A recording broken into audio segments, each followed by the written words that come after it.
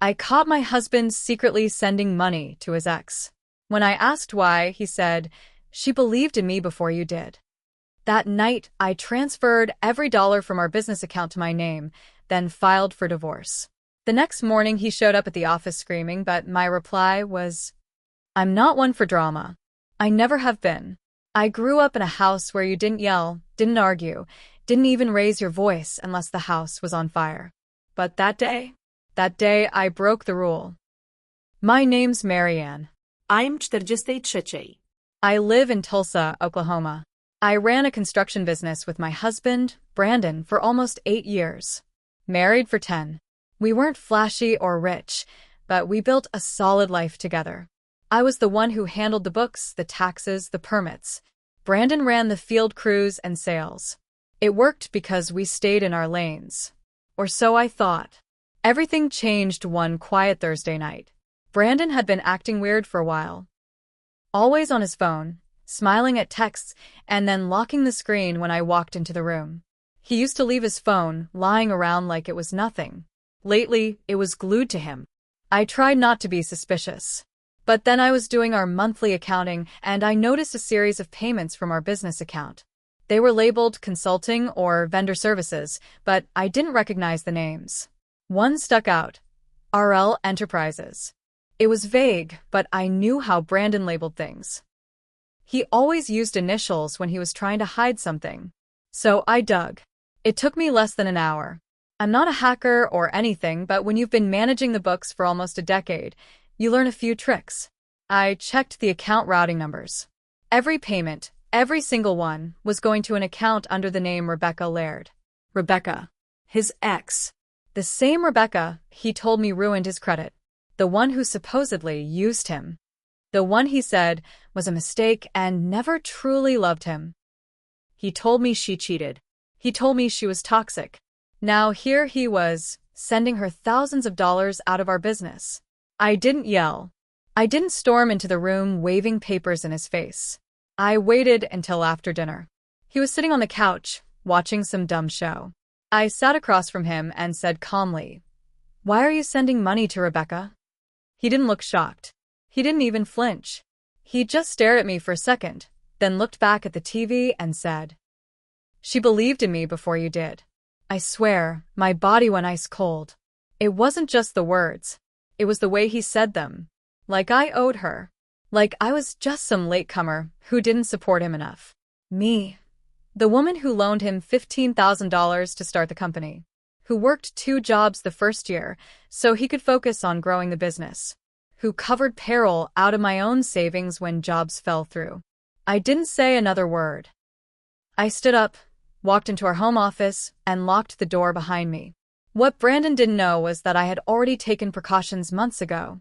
There were signs, little things, that made me uneasy. So I quietly set up backup accounts under my name. Same bank. Same business address. Everything mirrored. It took less than 30 minutes to drain the company account. All $172,000. I moved it into the new account, filed emergency changes with the Secretary of State to reflect sole ownership, and removed his access from everything.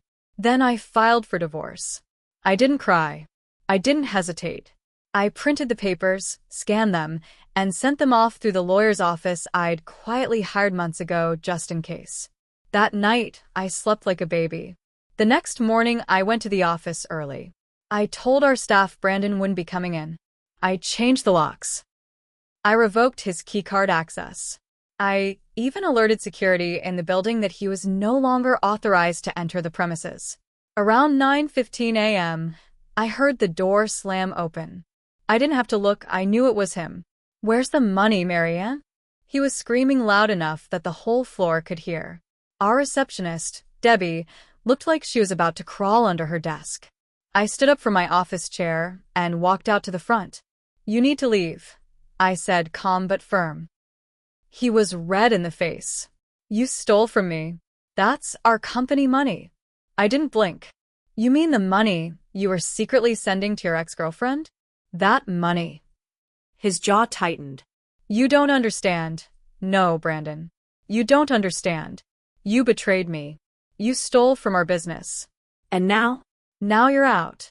He stepped toward me, fists clenched. That's when Greg, our foreman, stepped in between us.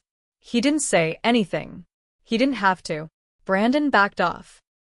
He tried yelling some more, but I walked away mid-sentence. Went back to my office and shut the door. He stood there for a few seconds, then stormed out. He called me that night 17 times. Left voicemails. 1 minute crying, the next minute threatening lawsuits. I didn't respond to a single one. I blocked his number. Told the lawyer to handle everything. But Brandon wasn't done. Not by a long shot. Brandon didn't just go quietly after that. Within a week of being kicked out of the business, he did something I should have seen coming. He tried to turn our crew against me. It started with little things. I heard from Greg that Brandon was texting guys from the job sites, telling them I'd stolen the company, that I was freezing him out because I wanted total control. Some of the younger guys bought it. They looked up to him. A few even quit. That stung. Not because I couldn't replace them, but because they believed his lies so quickly. Guys I'd hired. People I paid on time every week for years. But the worst part? Brandon still had the client list. He started calling around to contractors, architects, even city contacts, saying he was starting a new version of our company. Claimed I forced him out and he was rebuilding better. He even used our old logo with a tiny change in the name, just enough to stay legal. I tried to ignore it at first. Let him flame out on his own. But then I got a call from one of our biggest clients, a guy named Carl who ran a chain of auto shops around the state. He was confused. Why is Brandon saying he's still running your company? Carl asked. He quoted me for a new job next month. That's when I knew I had to hit back. I called my lawyer. We sent Brandon a cease and desist letter for misrepresentation and theft of intellectual property. I also reported him to the State Contractors Board for operating without a license. Because his name was no longer on ours, and he hadn't filed for his own. He got served the paperwork while trying to bid a job at a city council meeting. I didn't see it happen, but someone sent me a picture of his face when the server walked up to him and handed over the envelope. That should have stopped him. But he just got nastier. He started spreading rumors online. Claimed I slept with suppliers to get better rates. Said I was abusive. Said I was a drunk. He created a burner Facebook page and posted fake reviews under my business. Even made one up accusing me of scamming a veteran out of a roofing job. I spent hours flagging everything, filing reports, tracking down fake accounts. But the damage was done. New jobs slowed. Old clients started asking questions.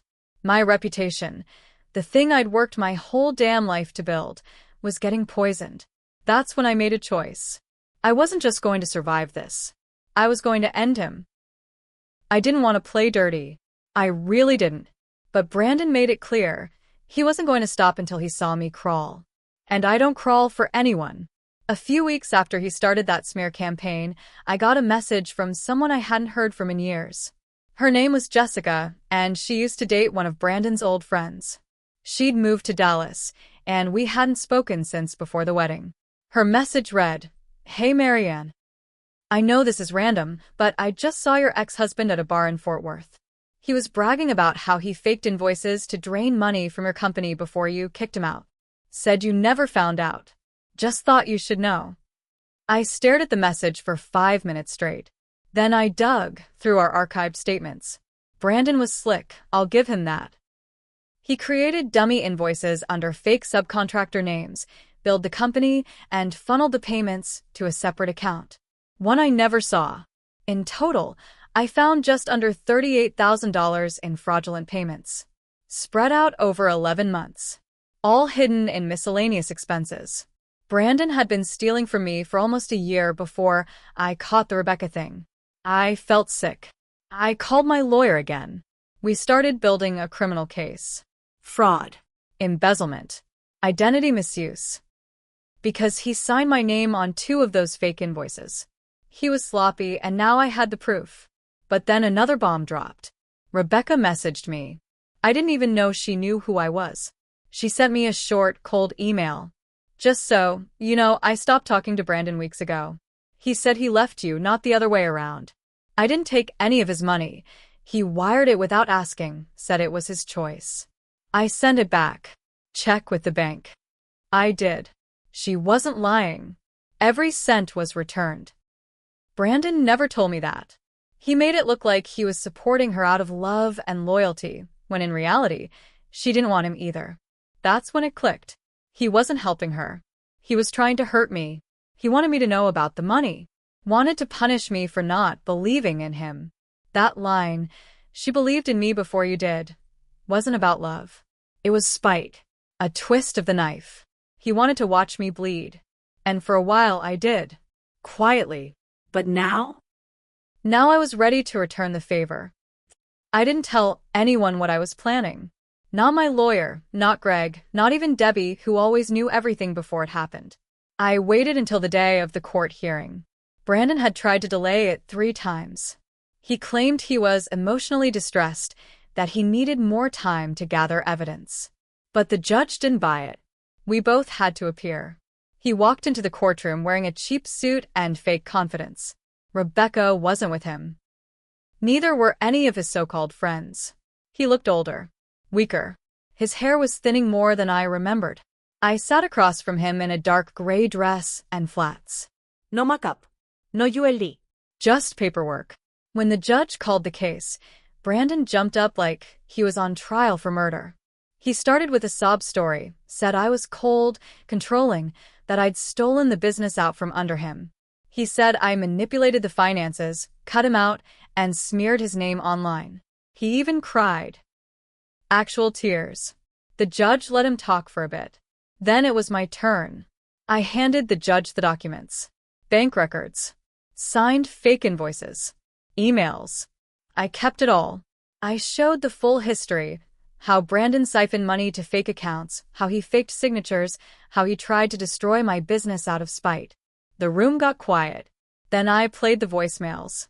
I'd saved every one of them. The threats, the rage, even the sobbing confessions. One after another, his own voice filled the courtroom. One message even said, "You think you can erase me? I'll burn it all down before I let you win." Brandon's face went white. The judge leaned back in his chair and said, "Mr. Carr, I'm referring this to the DA's office." Brandon panicked. He begged. Claimed he had no idea what he was doing, said it was all just emotional reaction. But it was too late. He didn't just lose the business. He lost everything. The judge granted me full ownership. No pavut. No split. I kept the house, the company, the truck. Brandon was left with nothing but the clothes on his back and a criminal investigation for fraud. The state froze his personal accounts within a week.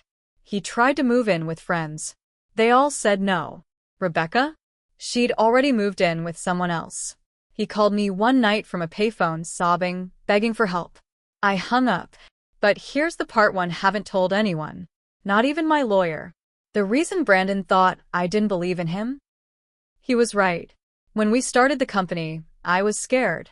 I pushed him to take safer jobs, smaller contracts. I didn't think he could handle more. I doubted him. And he resented me for it. He was wrong for how he handled it. He betrayed me in every way. But I made mistakes, too. I stopped seeing him as a partner. I started seeing him as a risk. That doesn't excuse what he did. But I understand the hate that grew between us. We both built it, brick by brick. But in the end, I finished what he started. I buried him with it. He thought I was weak. He thought I'd crumble. He forgot who did the books, who paid the bills, who held the receipts. I didn't ruin him out of hate. I ruined him because he gave me no choice. And I'll sleep just fine tonight.